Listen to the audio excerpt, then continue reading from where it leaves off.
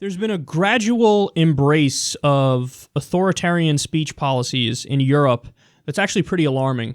So listen to this from the Wall Street Journal. They say, European Union Justice Commissioner Vera Jourova, I'm definitely mispronouncing that, has warned tech companies such as Facebook and Twitter that if they don't find ways to eliminate hate speech and combat fake news, a law mandating action may be necessary. Commissioner Andris Ansip reinforced that threat last month, albeit in softer language, promoting social media giants and traditional media to announce a flurry of initiatives aimed at combating fake news. Italy's antitrust chief, Giovanni Pietruzella, has said that EU countries should set up a network of government-appointed bodies to remove fake news and potentially impose fines on the media. Pietruzella doesn't hide his political agenda. He wants to target his opponents on the populist left and right. Quote, post-truth in politics is one of the drivers of populism and is one of the threats to our democracies, he told the Financial Times. In Germany, politicians eager to counter Russian meddling in populist movements in upcoming parliamentary elections have issued similar calls. Justice Minister Heiko Maas argues that authorities need the power to impose prison terms for fake news on social media. Okay, I cannot disagree with this strongly enough. This is one of the dumbest things I've ever heard. Have none of you read Orwell? What are you going to, Ministry of Truth? Is that what you want to set up? Understand something. You can't regulate the truth value of news and ban fake news and put people in prison for fake news because who's going to watch the Watchmen? The people who are in power have an agenda. And their agenda is, we want to stay in power. We are the establishment. So news stories that are run that are complementary or neutral towards the establishment, fine. But if you speak out against the establishment, he said one of the things that led to a rise in populism is post-truth politics. No! One of the things that led to a rise in populism is your establishment ass fucking everything up and leaving the people behind.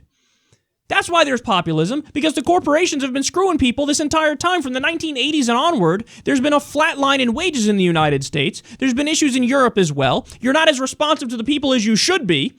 And so there's a rise in populism. Now, look, this isn't me saying that there isn't such thing as actual fake news. I mean, of course, there are conspiracies that are out there that are total garbage. And there are stories that are not true, like the Pope endorsing Trump that was big on Facebook. And is that a problem? Yes. But don't come up with a solution that compounds the problem and may even be worse than the problem. I'd rather have the occasional batshit conspiracy get some legs than have an official body that determines everything that is true and false and punishes people that disagree with their own narrative. I'd rather have freedom and every now and then a shitty story blows up than have tyranny and oppression and government censorship and banning where they totally control the narrative and you never get things. Because here's what happens. There was I think it was in the Washington Post, there was a list of all these fake news sites.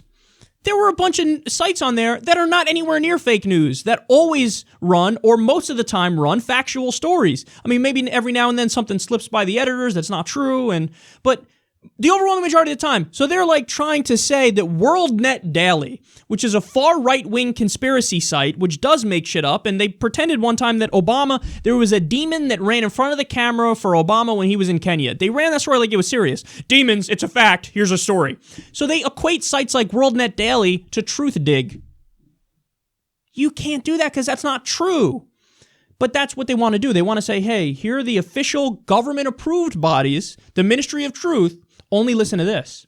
And what's going to happen is they're only going to do propaganda for the powerful, and real stories are going to be swept up in the dragnet of against fake news. And even the idea of banning hate speech. Look, man, are there real bigots out there who really say hateful things? Of course. You don't ban it. You can't ban it. Because then where the fuck is the line? Like, if it's a direct threat of violence, everybody agrees that should be illegal. Even in the U.S., with our First Amendment and our free speech absolutism, everybody says you can't do a direct threat of violence. That's against the law. But if you just say something hateful, so what, are you going to ban hateful opinions? That's crazy. I mean, what, do you want to lock somebody up for believing the wrong things? Where do you draw the line? Okay, so we're banning, a neo-Nazi from saying some shit. Why not go a step further? How about a neo-Confederate? They're not as bad as Nazis, but they're pretty openly racist. Why stop there? Why not just your run-of-the-mill 72-year-old racist dude in Mississippi. Hey, you know, we're not going to allow you to speak because you believe bad things. Where does that end? And you think it's only going to be used on bad people. They'll eventually flip it back on you, bitch. They'll say, hey, your ideology, I mean, look, I know you believe in social democracy, but that sounds a little bit too much like communism to me. So we think you're doing hate speech and we're going to lock you up. You can't do it, man. Just because we think people are loathsome, and they might actually be loathsome, like, that doesn't mean, like, a Ted Cruz supporter finds me loathsome. Should they be able to censor me? If they get in control of the government, should they be able to say, I declare everything that SecularTalk says is fake news, so there's going to be fines and imprisonment? You can't go down this road. How do you not fucking know this, European Union? Fuck, man. No way, no way, no way. You really want to try this? And if they do go down this road, it's hilarious that they're still saying, they're threatening our free democracies. That's what they're saying.